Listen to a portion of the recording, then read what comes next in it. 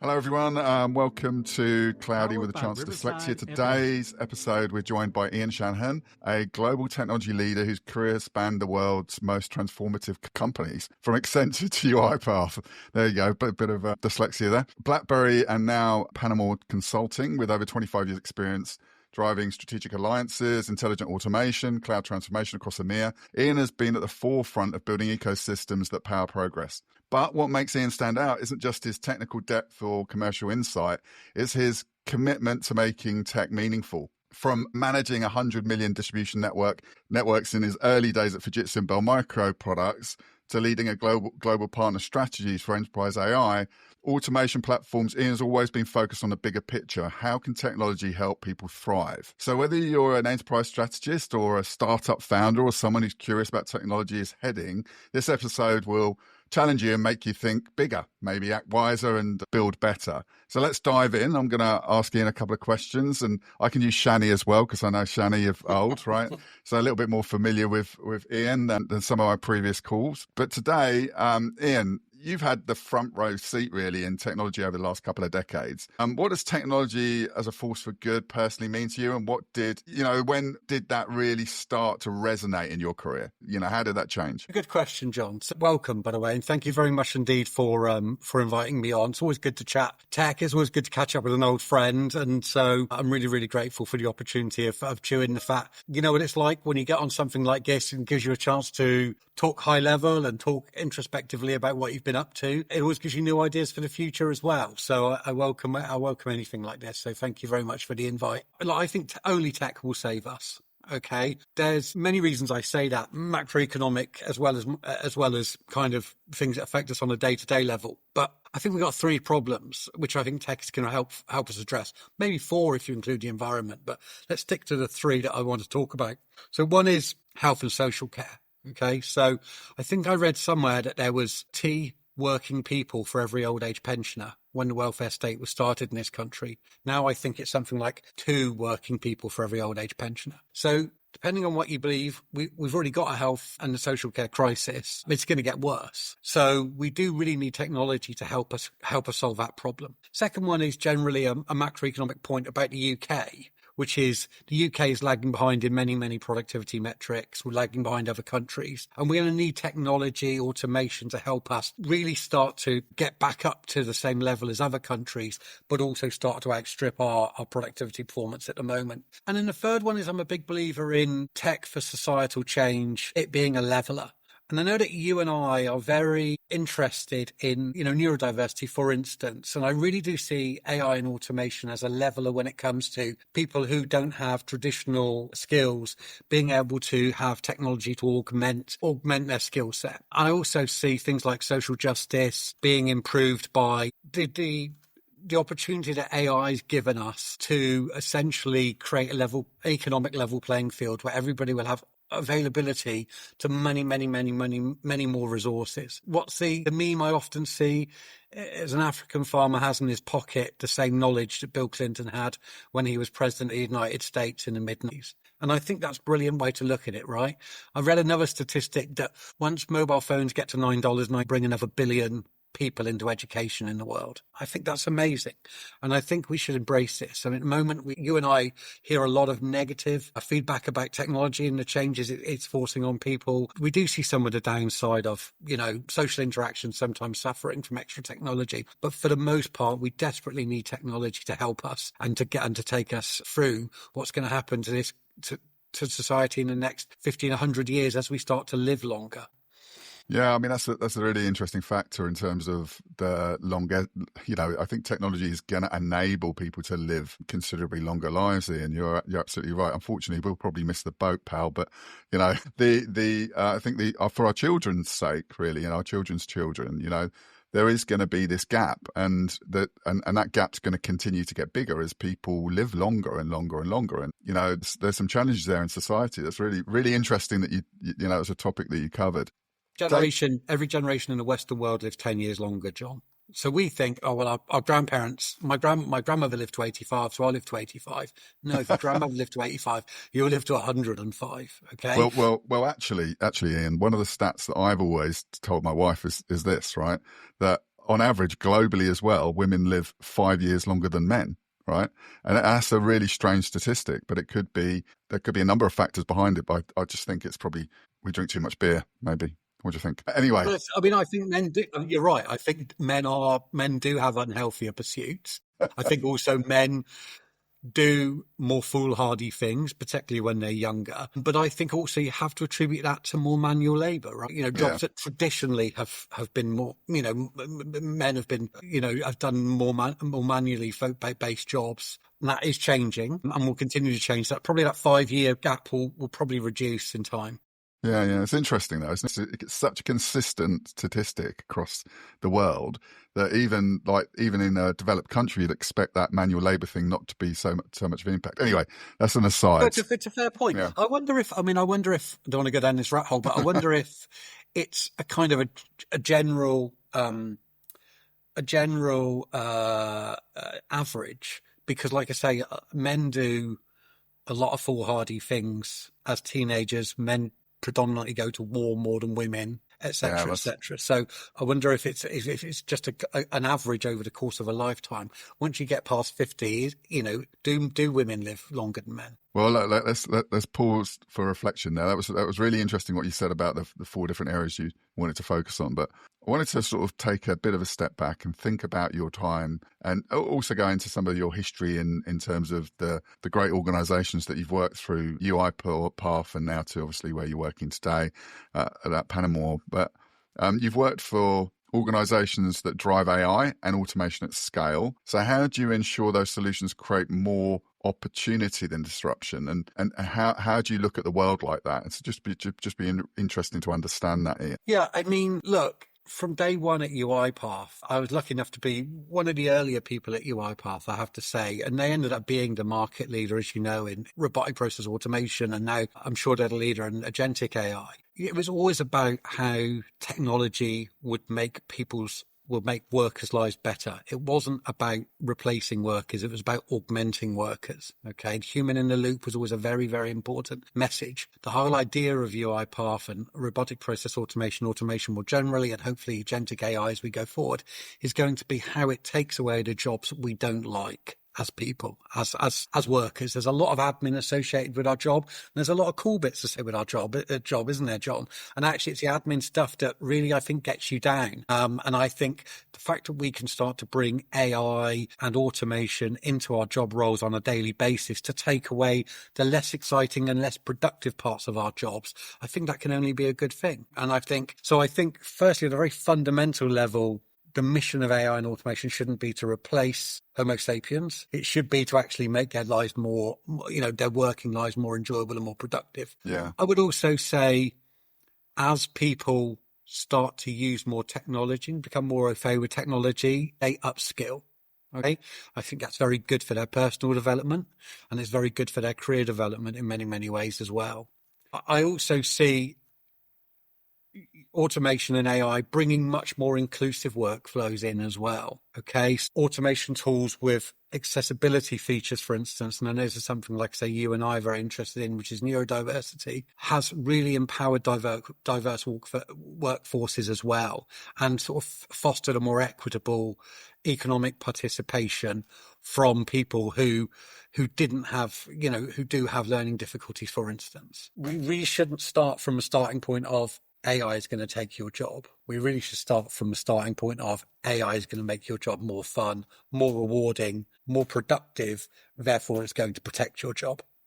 That makes sense. Yeah, I mean, one of the things that I find is that that those things that you're more, especially as a salesperson or in consulting, you're more in the room when you know something's being recorded. You know that you don't have to take notes. You don't get distracted by those things that you used to in the past, because you know at the end of the meeting you can easily cut and paste the notes. You can quickly get to the granular detail by asking for summarization. So there's some really easy, quick wins with AI that enable us to be more in the room, probably more human in meetings, rather than just thinking about the next step meeting, what I need to do next, and all those things that might be going on in your head that drain that cognitive energy that you have that should really be focused on the client, really, in terms of understanding what they really need. And also, if you need to go back afterwards, you can quickly review what those needs are quite easily. So I think there's there's some real sort of, that's very, very much in my sphere of what I do. But when you look at some of the challenges people with dyslexia have, one of the advantages is that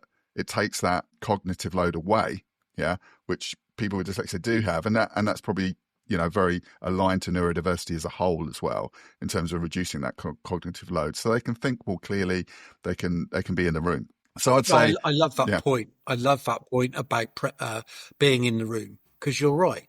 Because when we're all on a call, we're making notes and then we're thinking, and just the occupation of making a note means you're not present for that. You're not present 100%. And then you get distracted and then you have tech problems and blah, blah, blah. And you're right. If you can essentially go on a call and commit yourself for that 30 or 60 minutes or 45 minutes to that person and that subject alone, that's got to be a wonderful thing, both mentally and professionally. Yeah. And I think as technology, and I don't know whether you've seen, but OpenAI, they're even like looking to design hardware now, whereas, we came from the hardware world we know a lot about that. And then suddenly everything's in the cloud, everything's digital. But they're looking to build hardware to enable you then to record everything that you do almost, to that extent. So some people may see that as, transformational. Some people may see that as maybe some dangers there. So there's some interesting points. But when I look at what do you mean by dangers, John? Dangers in terms of how people use that content, or they use that information to use it in a positive or negative way. So, I mean, also legally, there might be some legal constraints, and they might gather information that that individual didn't want to share, or said, I wanted that turned off. I didn't want you to bring that up. And that might be recorded, that video might be kept, or it might be used. As you know, the danger of video now as well, how real it is or how accurate it is. Some of the content that's created by Sora, I don't know whether you've seen some of that on the OpenAI platform. I mean, they look like real people. They look like they exist. And as you know, they don't. They're creating this reality that doesn't exist, and that can be very dangerous for political outcomes. And so, but in terms of back to you, back into the room, right? Back to you, concentrating on you. So at Panama, you're helping private equity clients transform digitally. Yeah, that'd be really interesting to understand a bit more about that. How you balance that performance and profitability with purpose and long-term impact, because fundamentally, most CEOs will think, I can make a lot of profit out of this, which is true, and I can take an advantage. But there is a payback to consider. Every time, for example, you use AI, it's like boiling a kettle. So there's a sustainability management cost there, right? To consider. So that's why I'm sort of leaning to that long-term impact on not just delivering profit for the business, but also that's sustainable for humanity and sustainable long term. So just interested in your thoughts on that. That's a good question. And it's true. The company I work for, we do have very good relationships with private equity companies, which means we have a very good relationship with our portfolio companies. Those portfolio companies can be £20 million up to £1 billion companies. So they're very, very, very different. And I can't speak for all of them and their mindset and their culture and the way that their management think. But I would say, everybody's interested in the same thing, which is got to be profitable, sustainable growth. That's been, you and I were talking about 30 years ago when we worked together, In my experience, people do not see automation and AI as a means of taking cost out of the business. Honestly, most of the conversations I have about how it can be a force multiplier. I don't know if I don't want to misquote Mark Zuckerberg, because I know he listens to the podcast, but I wouldn't want to get you in trouble, John. I don't think you need to worry about that.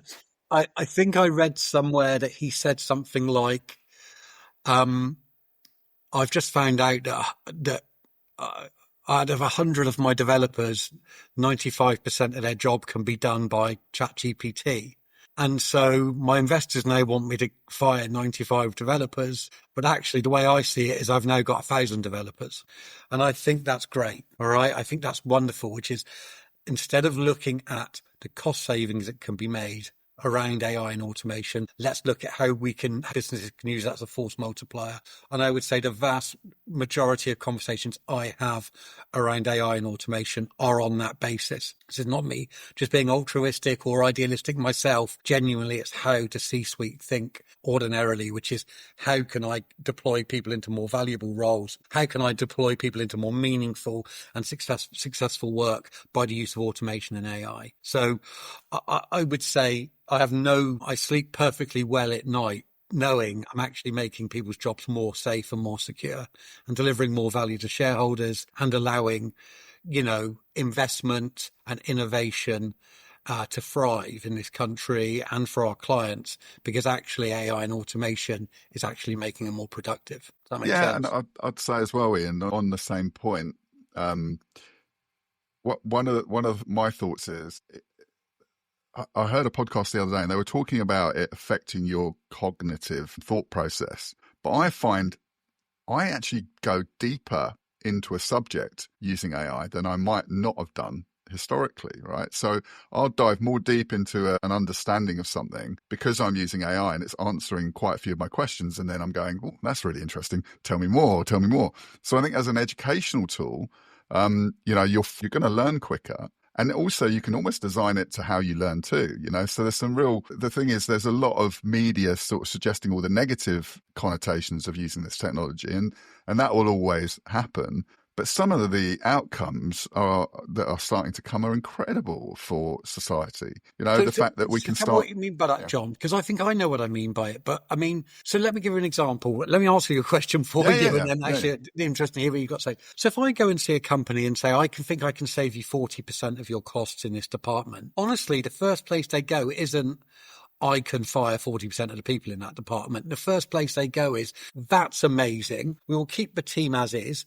We will redeploy them and we will use that money we are saving in innovation, which will create other jobs as well in our company. Okay. So nobody wants to get up in the morning to shrink their business. Everybody wants to get up in the morning to make their business much more profitable and much more exciting and much more innovative. So actually, almost like I say, every conversation I have around AI and automation is all about how we can help companies to spend more money creating jobs, not reducing jobs, honestly. And when it comes to, and I know the kind of cynics will say, well, okay, but it means the person in the accounts payable department, might lose their job and all we'll do is make a job for an IT developer.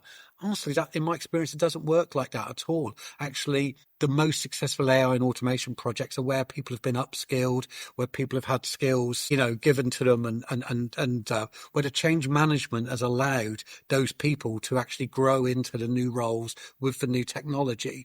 So, yeah, I mean, I really don't see companies using this as an opportunity to take cost out. I really do see it as an opportunity for them to get a competitive edge, which we desperately need as an economy. Yeah, we do, definitely in the UK. That's an interesting thought there, Ian, in terms of the way I think about the process of leveraging AI. I'll give you a personal example is, because of the technology we have now, there's no way I could have my own studio. There's no way I could do all this stuff on my own. I don't have an editor. I use AI for that. There's all these tools that I have now that I can deliver this service that, you'd need to be part of the BBC to deliver some of this stuff, less than 10 years ago, right? So, the fact this technology is available for individuals to have these sort of calls is absolutely incredible, isn't it? It means that we can have these conversations that are, high quality to be delivered out to share that conversation with other people so they can go and listen at their leisure. And it costs me peanuts, really, to run this. So I think that's what's changed is, the ability to run your own thing and be your own person. I think there's a lot more, if you want it, you can go and put the effort into learning how to use these tools. There's a great advantage for the younger generation. But like anything, it is about effort and it is about, putting some work behind what you want to do and using the technology to help you with that. So, and it is about building those use cases in, as you know. So Well, let's talk a bit more about AI, because you work with Domino Data Labs and Panama, and how you distinguish between AI and that's, I suppose, I think we've really covered this in terms of how you've done that in terms of, but the one thing I always look at, and this is on a personal level, is this technology one day, right, could be our leader. It could be like, it could be so successful that we need to build in ethical frameworks for it. So there needs to be a level of governance, and in terms of how do you build that responsibility into the AI over time. And it's important that governments and legal, make sure that we don't just automate everything. I don't know whether you know about the pay-per-click theory on AI. Have you heard that one? Yeah. So just for people who are listening, the pay-per-click theory is, if you create a super duper AI and all it can do, and its main objective is to create paperclips, then it'll eventually create paperclips throughout the universe and use all the energy in the universe to create paperclips, because that's its core goal. And so that's like the horror story of AI. But if you think about it, if you automate everything away, and I don't think that will ever happen, I think there's always going to be that glue that's needed with technology. I think that there's, the one thing that's always asked for right now is power. We need an enormous amount of power to run AI. So maybe we need to start thinking about, how do we make AI more efficient first? Maybe we're making it too inefficient at the moment. We want all this power, but do we need all this power, or do we need just to maybe work on creating better AI so it doesn't have to consume as much power, right? So Ian, yeah, over to you really in terms of that automate everything. I suppose I've answered my own question a little bit, but, what are your thoughts on that? Well, I mean, I think ethical AI has got many, many tiers to it. So let's talk about, in the first instance, an SMB business in the UK. And I think first and foremost, they just have to be aware of what they are doing, what their team and their personnel are doing with AI. And I think so many companies aren't aware of it at the moment. So what I mean by that is, I think when the new version of ChatGPT was launched about 6 weeks ago now, 1 million people signed up for ChatGPT in 1 hour. So I think the question, when you go and see a company now, let's take a typical SMB company, and say to them, the conversation isn't anymore you should be using AI. The conversation is, your people are using AI. Whether they're admitting to it to you or not, they're using it to write decks, write presentations, proofread emails, sometimes check contracts. So I think in the first instance, the most base level of ethical AI is that companies need to get arms around what they're using AI for in their business, and they need to start governing that. That doesn't mean to say they should stop using AI. Absolutely on the contrary. They need to embrace AI, but on some level, they need to have a log of what they're doing with it and what their people are doing with it, and how that will impact, for instance, copy they're writing, or information they're releasing into the public domain, or contracts or client contracts or client data, etc. So I think on that base level, there needs to be a kind of a responsible AI and AI governance framework for every company. The next level up, where companies have got their own data science team and they're generating their own algorithms and their own models, those people need to have a responsible AI policy. They need to be very, very careful about the data that's going into those AI models. And I think that requires a responsible AI set of principles and a responsible AI governance framework as well. So the obvious example, one which I hear regularly cited, for instance, is if I create an AI algorithm now to vet CVs and I'm recruiting for an engineering job and I'm using data from the last 40 years, there's every chance that data will say you need a 50-year-old bloke, okay? Because 50-year-old blokes used to be engineers, okay? And it will favour those CVs. So that's an example of how companies who are creating their own models and their own algorithms and using their own data, how they need to be very responsible in the way that they use their data. And on a kind of, I guess, on a macro level, we need to be very, very mindful of the power that AI and automation and robotics is being given to rogue states, and actually any state and terrorist organizations. I'm not by any means an expert on defense or security, so I'm really not the right person to be commenting on it. But there was a kind of natural world order where large countries have large resources, conflict is thought in a traditional way, generally a great big body like NATO or the UN could police the world, because we had the most resources. And as long as we behaved in an ethical way, we had relative peace throughout the world. Now, who's to say a terrorist organization or a small state that, with a few million people, don't suddenly create the best AI tool imaginable and suddenly start to be our overlords? I honestly don't think that's melodramatic. I think that's something we really need to consider. So we don't want over-regulation of AI, but at the same time as well, I think on a kind of global level, we need to be mindful of the fact that there is now a enhanced amount of power that organizations and states can get, and we need to be mindful about how we look out for that. Basically, I don't think you can stop it, but we have to be well aware of how we remain one step ahead of it. Yeah, I'll give you a small example of that. I won't mention a country or anything, but I do know that some of the early AI algorithms have been built into robotic dogs to be used for patrolling borders, and those robotic dogs can be quite easily converted into killing machines to control those borders as well. So therefore, one of the first times in history, you haven't got a human in the loop making a decision whether somebody should live or die. You've got a machine making that decision. So you do have some outliers where things like that will happen. And it's about how you understand that AI can be used in a negative way. And that's why legislation needs to be built in. And we need to govern as much as we can with this technology, because you're absolutely right. If it's used in the wrong way, it can be, and sold in the wrong way, it can be weaponized quite easily. It's worse than your scenario, because actually, I think humans in the loop is actually the problem.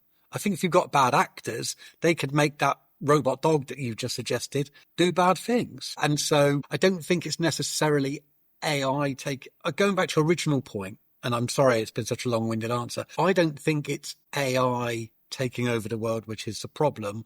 I think it's more bad actors harnessing the power of AI to give themselves a degree of power that we never ever would have thought imaginable before. I don't know what that looks like. Is it hacking into everybody's vehicle, making them crash? Is it hacking into nuclear power plants and making them overheat? I honestly don't know. I watch TV the same as you, so I'm just wildly speculating. It's a little bit Dark Mirror now, Ian. We're sort of getting a bit deep. Exactly. So I don't know really what the real life example will be when it comes to us, but you and I were working together at 9/11, that terrible day, and we didn't conceive that ever, did we? I mean, I'm sure just security agencies did, but ordinary people on the street like you and I, we were horrified that day that happened. We just never believed that A, somebody would be that malevolent, and B, that such a simple system like the aviation system could be abused in that way. So it's not a massive leap to think that AI could have the same, it could be weaponized in the same way. Yeah. Okay.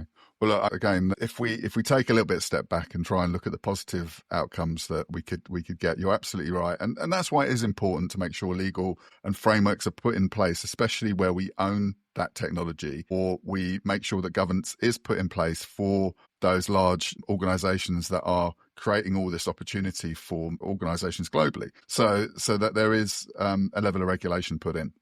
However, one of the things I would say that you've got a complex set of systems, but you're used to dealing with a huge amount of complexity in your career, right? So, and I would say one of the things I think that it'll help with is helping with specifically learning styles. And where we've all got slightly different brains and the way they work, I genuinely think this is something that will level the playing field for a lot of people. Whereas in the past, I think text was such an important part of what we did, over the years, or at least in the last 300 years.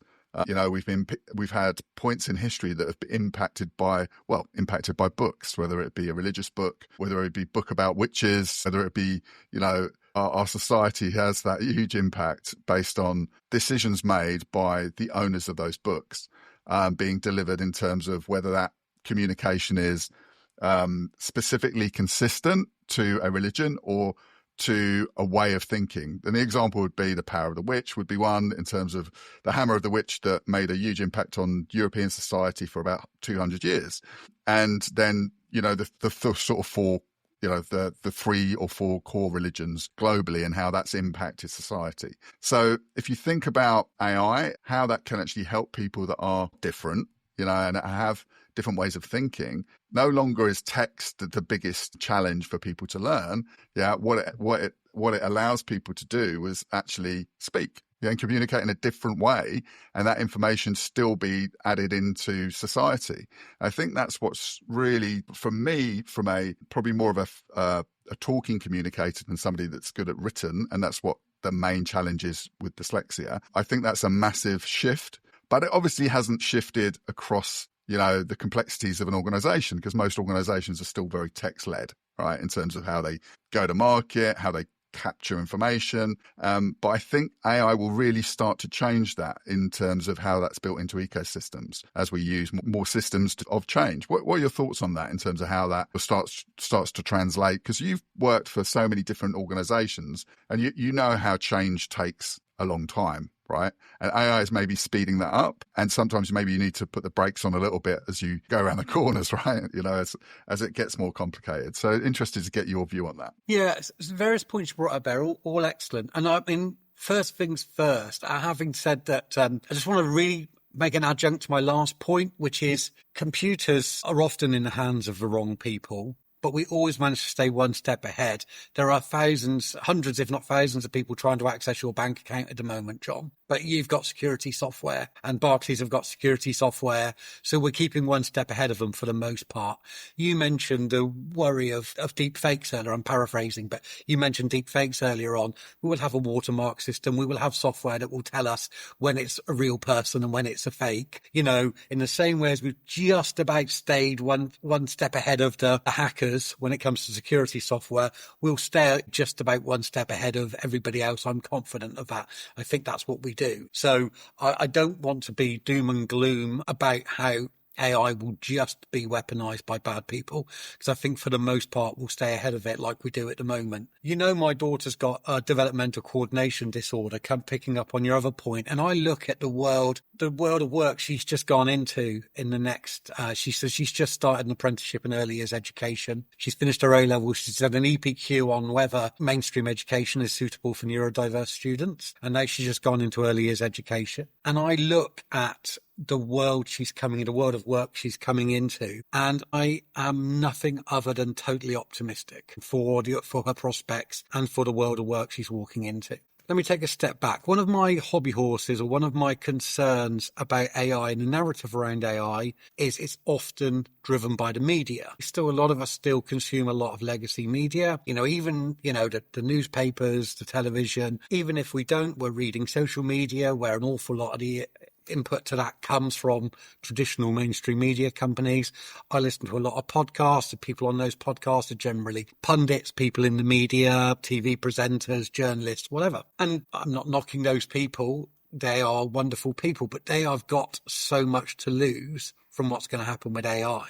Okay. We have now got a situation where my daughter, who is a young woman with developmental coordination disorder, can write a news article almost as good as a full-time journalist. Okay. Now, that's not taking any away from journalism. I realise there's a lot more nuance to it than that, and there's a skill to write in the way they do. From what I see of AI, it hasn't got a very good turn of phrase, hasn't got anything in the way of humour or banter. So I realise there's quite a big leap between, writing a bog standard "this happened" article and writing a really, really entertaining article. We're still a long way away from plugging those two gaps.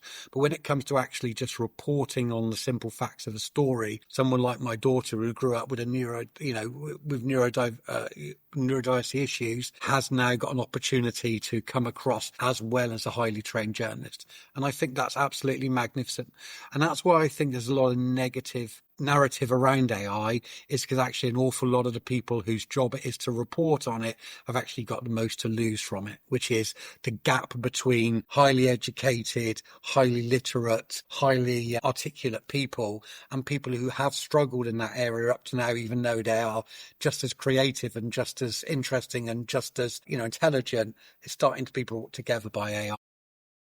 Yeah. Now, I look at the various things that AI is going to bring neurodiverse people in the workplace, for instance. I think text-to-speech is one that you've mentioned already. I think that's absolutely brilliant. I think that will be transformational for neurodiverse people. I think that's an amazingly important tool. I think it will completely level the playing field in allowing neurodiverse people to be able to work in the same pace and level as people who aren't neurodiverse when it comes to a lot of the written aspects of what we do in work. I think it will allow much more personalised learning and support. I think AI will create much more tailored learning and much more tailored support for people who do need the extra assistance at work with certain aspects of what they do. I think certainly one of the disadvantages of dyspraxia, or one of the symptoms of dyspraxia, which my daughter has, is organisation and time management. Okay, and I think AI can greatly help, and automation can greatly help with that. Agentic AI can greatly help with that. So I think that's going to be a great leveler for people, for neurodiverse people as well. I think you brought up a really good point earlier on, which is about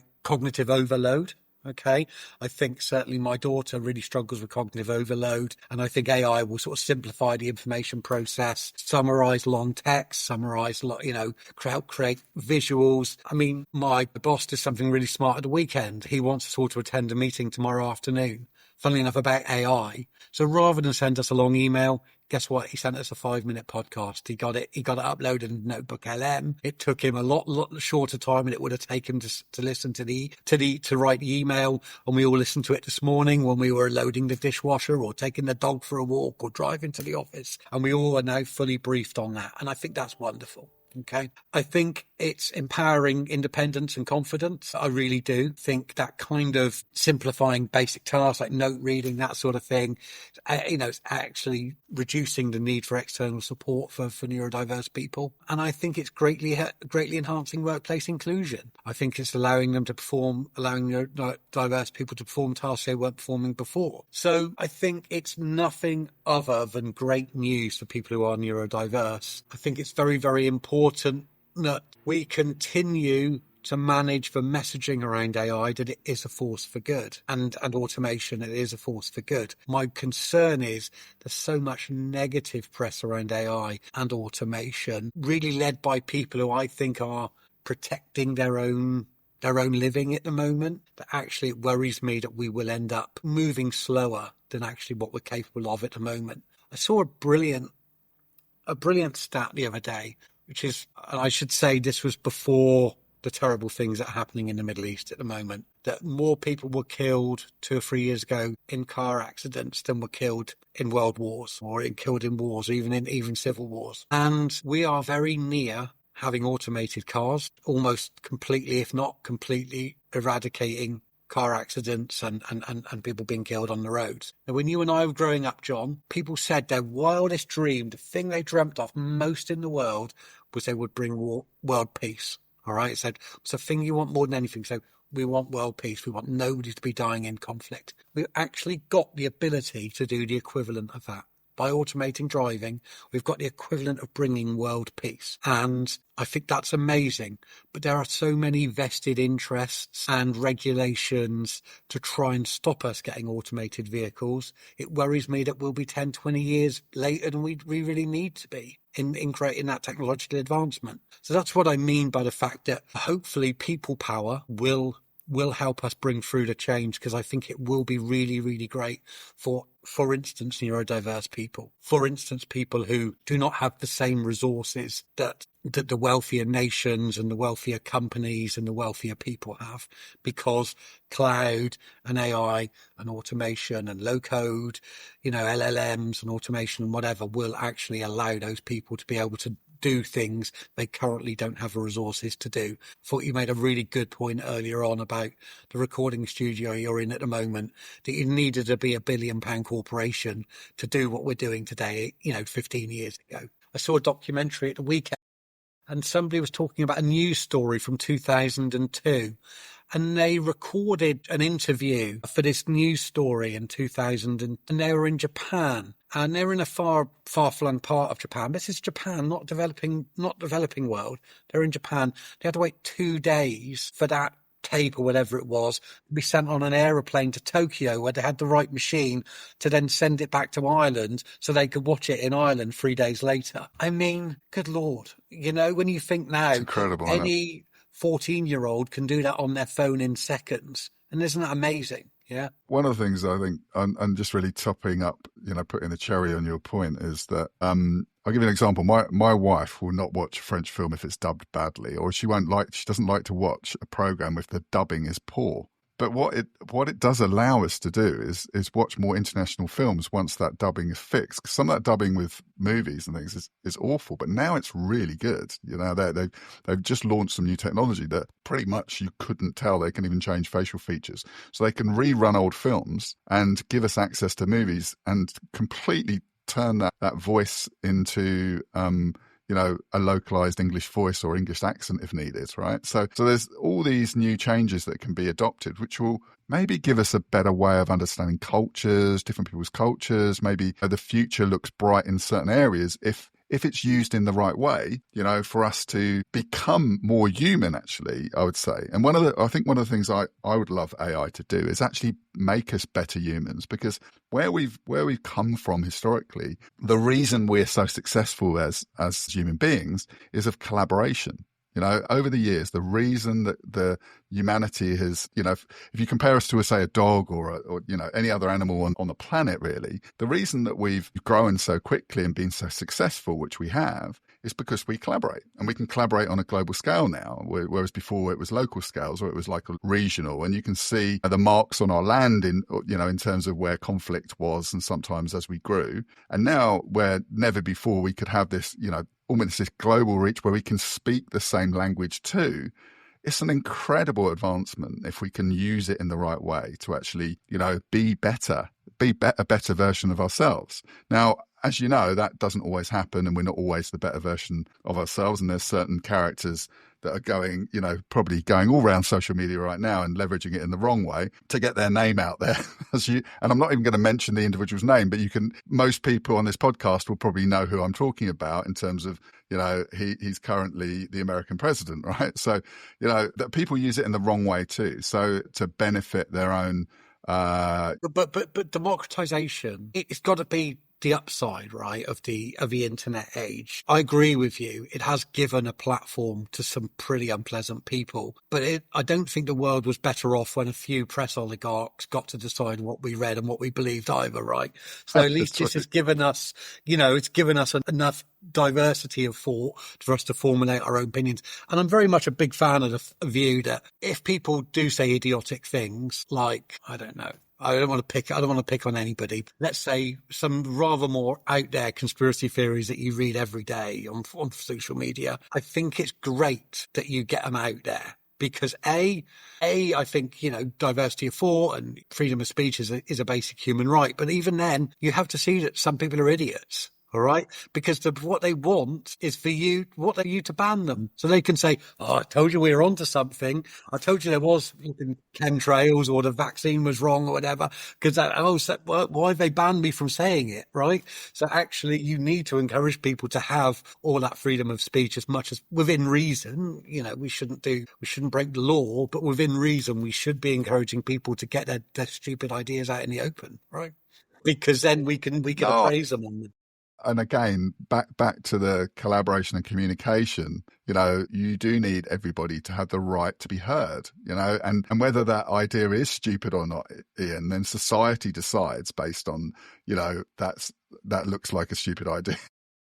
Absolutely, and it does, and that's the thing. The more open you can be, the more. I mean, I was old enough to remember when a well-known person who at the time was a sports commentator and is now much more famous for something else, back in the early 90s, went on a national television show and started giving some very, very, very quick opinions about the New World Order or whatever. And the British people, I hate to say it, we laughed at him. So we'd have every right to laugh at him. Some of his opinions were ridiculous, but British people aren't idiots. We figured out early on this guy was probably, not representing what most of us believed. We immediately took that decision. It's not like, we're all completely, my God, he's come on and said that. Perhaps the Queen is a lizard. Do you know what I mean? It's not like we saw it and then were so suggestible that we started to believe it. We actually went the other way. We got it out in the open and it was a good thing, right? So.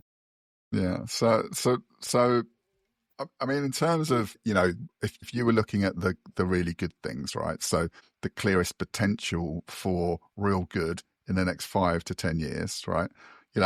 If you were to say, this is what I'd like to see happen, this would be like really great. I mean, one of mine would be, like you said, world peace is great, right? That's great. You said about the cars, but the next 5 to 10 years, there's always going to be a shift. But I'd say, is there things that we can do using AI and, using AI to help us fix some of the immediate issues, right? In terms of scientific research into what's going on with the planet, for example, because we've only got one planet, right? And only the super rich are going to, afford to get off it, right? The chances are there's only going to be about 20 people get away if we don't look after the resources that we've got, right? So, what would you say would be the clearest sort of potential you think can drive really, really good change? And I'd say consider not just AI, but also some of the new technologies coming through, which are giving us a different dimension to AI as well, right? You've probably heard about sort of new chips that are being launched, new technologies that are coming out that we can then maybe almost add to the cookbook of AI that can make better, faster decisions for us, right? So yeah, I'd just like to know your thoughts on that, Ian. So can I give you a serious one and a frivolous one? Yeah, you can. All right, I'll give you a serious one. We'll start with the serious one. I think AI and automation will completely transform health and social care in this country, and it will have to.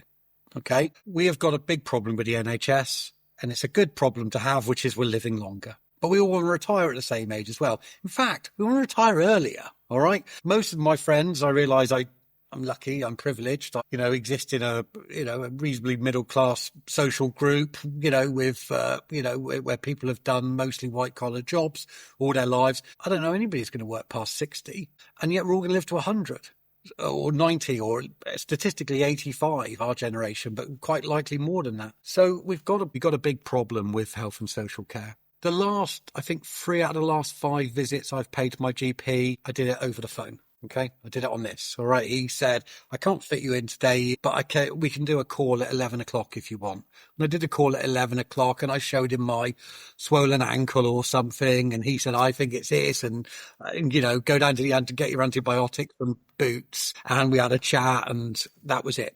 So if I can now do that on my mobile phone to him, I can now do that on my mobile phone to an AI.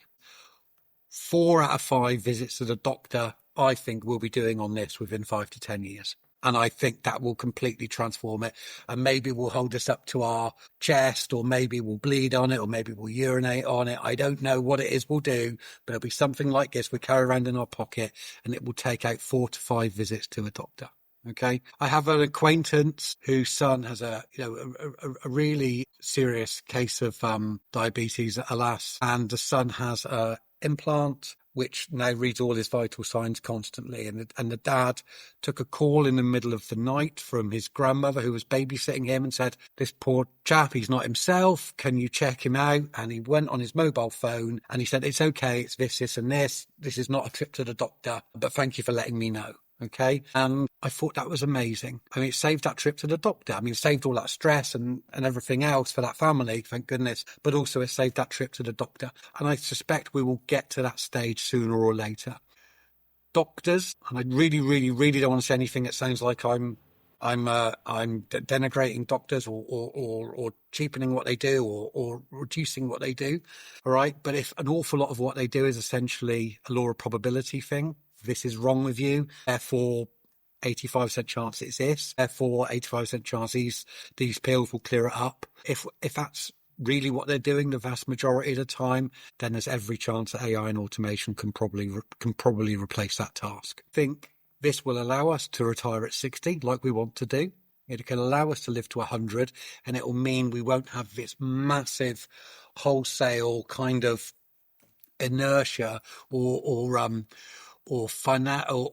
economic turmoil in the country, because all we are doing is taking every penny we get as a country and throwing it at the NHS. But I'd lean on that point as well. one of the advantages AI will give those doctors is to be able to specialize really deeply in certain areas. So where they're freed up maybe in certain areas of time, that specialization, for example, one of my family, she's focused on kidneys and like the diseases of kidneys that are underserved, and therefore people die because they don't know that they've got kidney disease, and there's lots of challenges there, right? Now, doing research into that and going deep into that, really understanding the real impact and looking at the data, she'd need a lot of funding, a lot of access to a lot of information. With AI and also the access to information now, will speed up the ability to find those new ideas. And that's the beauty of it, because it'll be able to look for patterns so quickly, whereas in the past, so she could ask those questions of the technology and get much quicker answers. So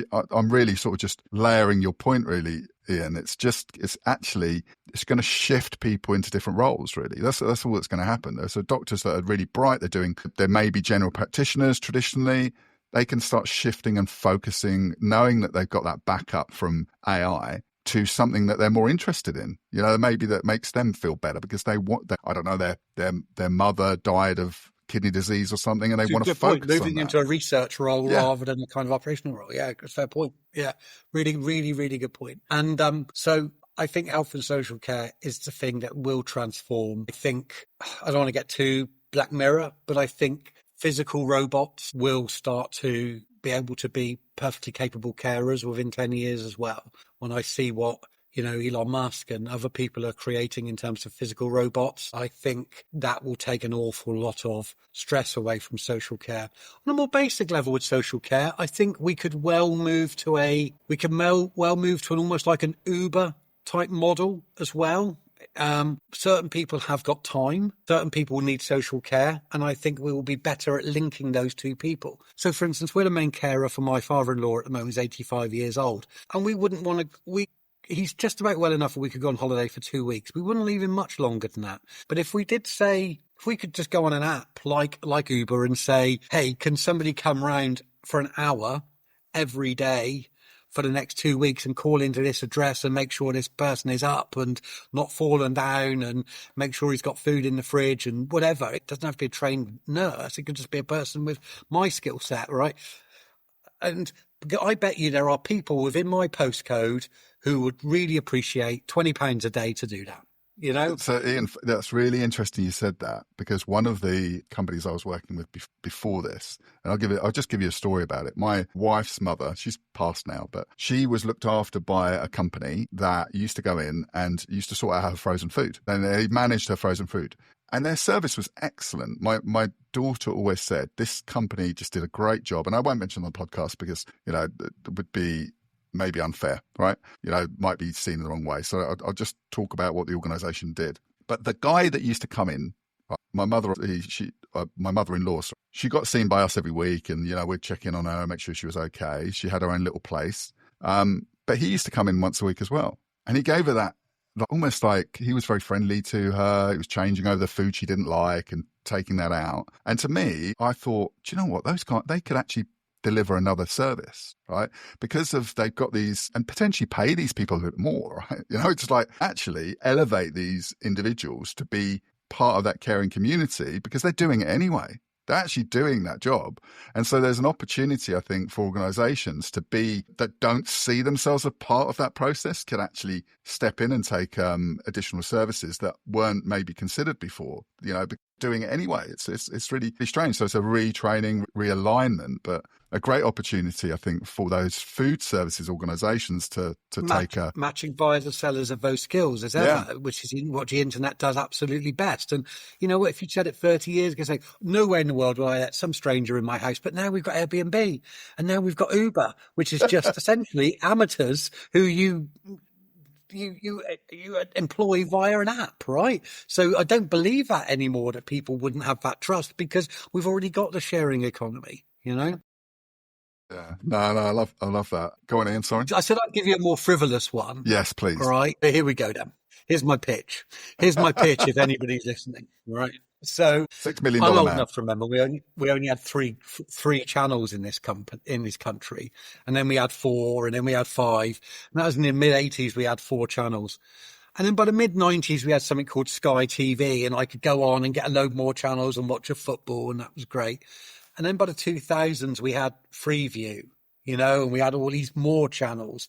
And then by sort of 2015, 2016, we started to have the internet TV, and we started to get streaming services, Netflix, Prime, Paramount, whatever. Now almost any movie I've ever wanted to watch or any TV program I've ever wanted to watch, I can almost find tonight and watch it, John, and that's wonderful. So we've gone from having like 3 channels in my lifetime to having almost any television program you want to watch at any time available to you. So 10 years time, we will literally be choosing the things we want to watch, even if they've never been made. Now, you mentioned Sora, great example. I think I'll be able to come back from a pub on a Friday night and say, I want to watch a Cowboys and Indians movie. And in the main character's a chap called Ian, and he's a hero, and it's set in, such and such a country, it's such and such a date, and he's got this, girlfriend called whatever, and it will literally create the movie for me. I think I'll just put in a set of prompts and the movie will be created, and it'll be the exact movie I fancy that night. I think that is not impossible in 5 to 10 years. Having I think a household robot would be great, but then again, I think that might create a little bit of divorce, because my wife doesn't even like ChatGPT with a female voice. So she's going, who are you speaking to? So I'm just talking about ChatGPT. No. Serious question, does your wife use ChatGPT? Is she No. She has maybe she uses technology and loves it, right? She's got a Mac, she's got like all the technology, but she's a slower adopter. Yeah, but she'll use all the tools, so she will use the technology. And when I say you're already using AI, love, she won't see it that way. It's almost like, well, of course you are. So, that's the thing. We've really failed. We've really failed when it comes to AI, John, you and me and the rest of the industry, because people think that it's more complicated than it is. It is literally a no-code tool. It is easier than any other tool you are using. You could just go to it and speak like you normally do. But hi ChatGPT, hi Grok, hi Perplexity, whatever, and your Claude, can you tell me what the weather's going to be like in Padstow tonight, and then also tell me what pubs will be open till 11? Just type it in. There's almost no other tool I can think of that's actually physically easier than the Gen AI tools at the moment. And I realise, they're not always 100% accurate and blah blah. I get all those arguments, okay? But I'm just saying, one reason people shouldn't be not using them is ease. Because they're literally the easiest things. I had a friend WhatsApping me the other day saying, I've got to do a pub quiz down the pubby, and I've seen I've seen the magic you do on your AI tools. Can you create a round of 10 for me for sport or something? I said, okay, how old are the people? How many do you want to get right? That sort of thing. So, okay, they're all going to be between 50 and 70, and, they're based in Britain and whatever.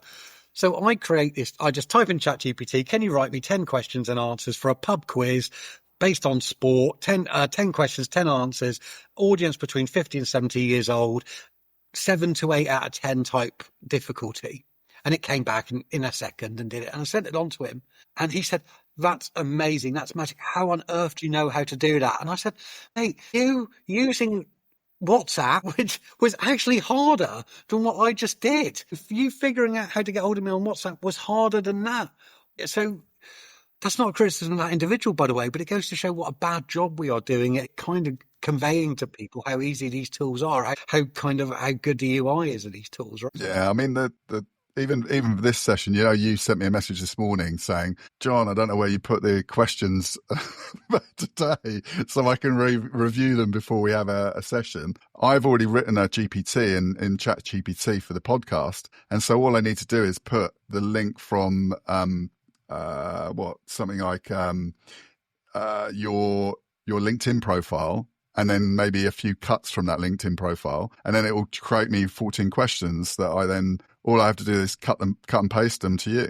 Yeah, and then you can have a review of them. And that's basically it. And then maybe a few little tweaks here and there. You came back with a few, I'd like to lean this direction, So that's how easy it is, So how easy it is. It's incredible. It's incredible. I know. And like you say, you wrote that in plain English. In fact, knowing you, John, you made a few spelling mistakes and used bad grammar, because that's what I do. All right. So, I find myself now, my grammar, I don't know if I've just got lazy or old or just what, but my grammar, my spelling is just getting so much worse now. I'm almost typing every single email into an LLM, taking out names, obviously, and asking it to rephrase it for me, because I realise it's actually saving me time than actually rereading, fretting about things I've put, doing the spelling again, etc., etc. So yeah, I mean, and all I'm doing is typing it in. Every time you do it, Ian, though, every time you do it, it's boiling a kettle. But the funny thing as well, I don't know whether there was something in the press and something I've listened to recently, is every time you say please and thank you to ChatGPT, it costs millions of pounds for the current overlords of ChatGPT. So I don't know. I still think we should say please and thank you, because one day they could be the overlords, right? That's my take on it, mate. I'm always polite. Always be polite. You never know what's going to happen. But I mean, there's a lot of things. Yeah, you can overthink things, can't you, John?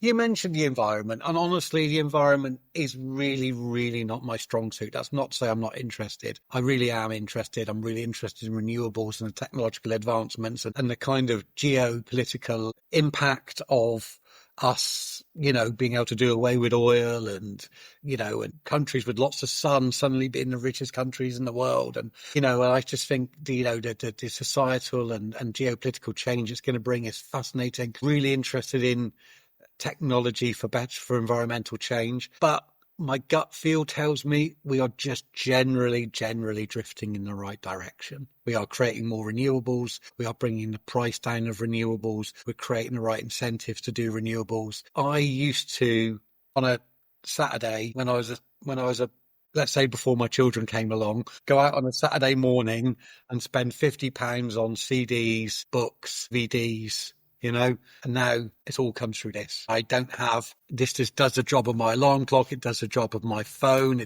I call taxis on it. It does the job of my old DVD player. It does the job of my old newspaper. Think of all of that stuff we're not creating, because we are creating this. And I realise how expensive data centers are to run. And I realise that every time I stream something, that also has an environmental impact. But my gut feel is we are reducing so many global supply chains by consuming everything through our computer and through our phone. Generally, the shift will be that we will greatly reduce our carbon footprint from technology. Interestingly, I went to an Intel conference this time last year, and I've not kept in touch with the hardware market at all. They don't hardly, most of their conference, from what I could see, wasn't talking about the power in their chips. It was talking about the power consumption in their chips, and they were showing graphs of how it's come down. So yeah, I think that the market, the profit motive will mean that all of these things become much, much cheaper, because it's in our interest. There's great incentives for them to become much more efficient, energy efficient. You've raised a really good point there, actually. And it's like, I think one of the things that just sparked in my head just at that point was, because of COVID, we don't have the business trips we used to have, and I wonder if that has ever been considered, that we don't travel quite as much. Maybe for holidays we do, right? I don't think that's changed that much, but I don't think we travel quite as much as we used to for business. So we're probably far more efficient with our meetings. And I wonder whether that has actually made a positive impact. But I think you find that some of the environmental groups will just look at the negatives, and they don't necessarily make that as a consideration for technology. Because I'm sure the fact that you and me, you're in Cornwall right now, we can have calls with the States, we can have calls with pretty much anyone without moving, without actually having environmental impact. Surely that cost of that call that we're having right now is going to be significantly less, right? So if you added all those up, all those communications that people had and have using technology and using that technology through data centers, etc., I'd love to know the numbers. But I mean, again, it's probably an aside for today. But look, just to move back to where we are. Can I just say on that COVID point as well? My mum has never ordered Tesco's via the internet until COVID, and now she never goes to Tesco's. That's all I'm saying, all right? It just brought a whole tier of people into e-commerce and all the efficiency that brings as well. Sorry. No. I mean, my mother still doesn't have a She still has what she calls a dumb phone, unfortunately, which has caused me, probably put a lot more weight on me into managing her life. But that's another story. But in terms of how to define responsibility of leadership in like tech in 2025, let's probably 2025 is almost over, I think, but let's think 2026 maybe. How would you define responsible leadership in technology in the next year? What would you think of that in terms of where we're going? What should be the message out there? And maybe it's back to what you said, Ian. Maybe it is back to saying we need to tell people more about how good this stuff is, right? And how easy it is. Maybe that should be our message. But I suppose from a tech leadership point of view, what should people be, thinking about first? What should be the first thing on their minds? I would just say embrace the change. I mean, I'm afraid I am a little bit glass half full about AI and automation and, about technological change. So I would say let's stop being so nervous about the change and embrace it. I hate to say it, but I think the government has got a part to play in that. I think we just have to be aware of all of the changes we bring. There's a few things, I think, myths that pervade, which stop us embracing change. Thing is, we look at every single AI use case and say, well, it's not, that will go wrong. And I agree, things will go wrong. But the thing we keep forgetting is that humans aren't perfect as well. Yeah. There's no human-based system at the moment which is perfect. So I think we just need to be pragmatic and say there are going to be bumps in the road. There is going to be complexity. I hate to say it, but the first time the NHS misdiagnosed somebody and they end up dying because an AI diagnosed that person, it will be front page news, and the people involved in the hospital will lose their jobs, and probably the minister will lose their job. But if a human made that mistake, a doctor made that mistake, we would forgive them because they're an overworked doctor and we're all human and we all make mistakes. But as soon as an AI makes that mistake, we will come down hard on everybody concerned because it will be on the front of the Daily Mail. And so I think we just need to embrace the change and accept that not everything is going to be perfect from day one, and actually just acknowledge the fact that this is a journey and we should look for the long-term positives. All that said, I think it is up to companies and individuals to kind of have inclusive systems, to use AI for societal equality. I think to make the most of the productivity boost we're going to get from it, to reinvest in more jobs. I think we need to balance profit with purpose. Basically, I think that's up to companies behaving in an ethical way. But I'm a big believer that companies are incentivized to behave in an ethical way. Customers notice these things. So I think if people are using those productivity gains in a way that's productive, either to give their customers a good service or to invest in models that will make society better, then actually those companies will thrive as well. So my final question, Ian, for today's podcast is really one to think about. One project, if you were made to stop and say, this is exactly why I'm doing this work. And I think you've probably answered that earlier anyway, but in terms of maybe it's something you're doing in the NHS, but what is that project? Or is it that it's more, actually, this is why I want to do this work. This is why I want to make people drive, because I think I'm caring for elderly relatives, etc. And maybe